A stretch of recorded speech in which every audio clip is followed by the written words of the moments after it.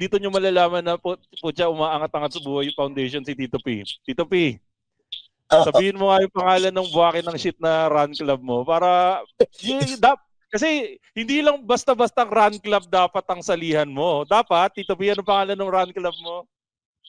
Rockwell Run Club. Buta, hindi ba kinalabutan nung sumali ka dyan? Laking Novaliches ka, laking Caloocan ka, tapos Rockwell Run Club ka, bibiyahe ka na 1 oras para tumakbo? Hindi. Ito, kwento ko lang na maayos. Kasi... Pagpanggap ng gago ka. Hindi.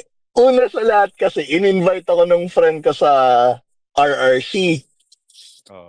Ang RRC? Rockwell Run Club. Siyempre,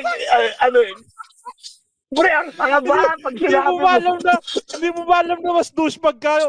Okay na sana yung Rockwell Run Club eh. Ginawa mo pa nga RRC, mas douchebag. Hindi.